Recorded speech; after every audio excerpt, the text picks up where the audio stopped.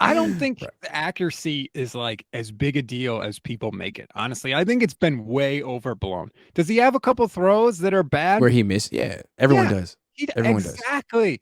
Everybody does. I don't think, and yeah, I agree that it's not as good as some people in the league for sure, but I think it's tall enough to ride the bumper cars, for lack of a better term. I think it's fine, honestly, especially with the kinds of crap that Kyle's going to dial up. I don't know that we need to see like this Josh Allen type leap in accuracy from him.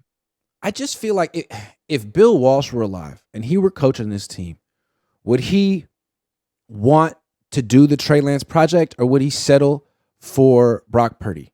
I mean, he might like both of them, but I feel like a coach like Bill Walsh or Andy Reid would look at Trey Lance and say, yeah, most coaches wouldn't know where to start, but I do.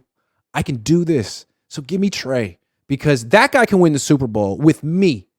Brock, I don't know, man. He's limited and we can do some good stuff together. He's a hell of a quarterback, but can he win the Super Bowl? I don't know.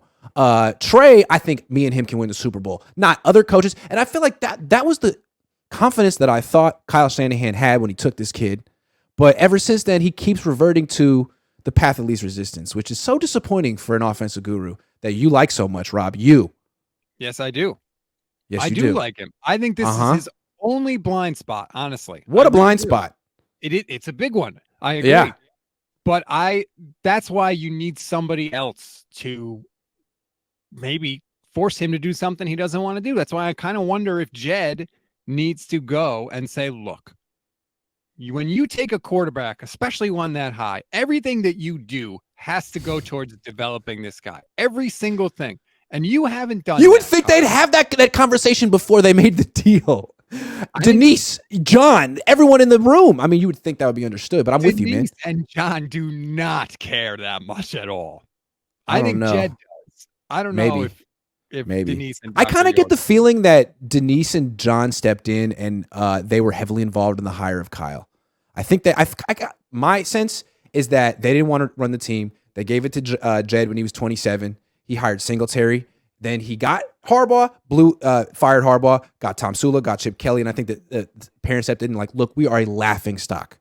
Let's huddle up and do this together. And I don't know that Jed has free range over here anymore. I think big decisions come down to a family decision now. That's Interesting. Oh, Yeah, well, that's what I you look would at. know better than I would. I About don't those know. dynamics. And I don't think it's a coincidence that the last 2 years when the Niners were 3-5 and 3-4, all of a sudden the dad showed up full week for practice. Not to lay the riot act in on anyone, but just his mere presence sends a message that Jeds doesn't.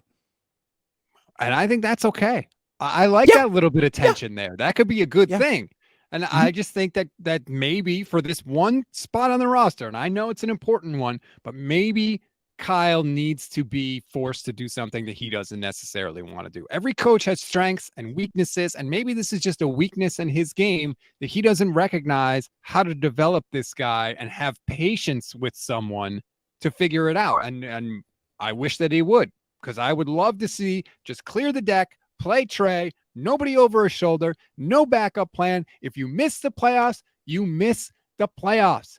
So what? You got to find out what you got. Oh, sorry about that. We missed Corey Soto's super chat 1021. He paid $10.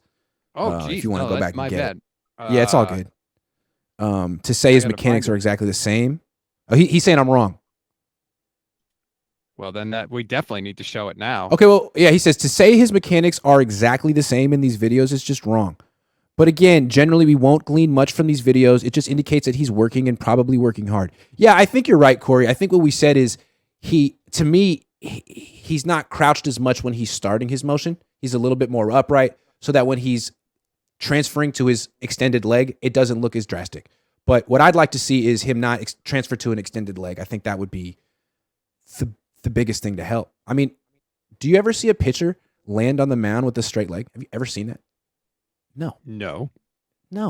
I'm not saying he's a pitcher. I'm just saying, like, there's a reason for that. You don't do that. It doesn't help. It really doesn't help. It's a bad habit. I'm not making fun of Trey for going with Christensen. He should. Just saying, let's not act like Mahomes is taking him under his wing. Congrats to Quinnipiac. Yeah, I don't think Mahomes is taking him under his wing, but you watch the media narrative that'll rise out of that, and he'll get credit for it. He absolutely will. Oh, yeah.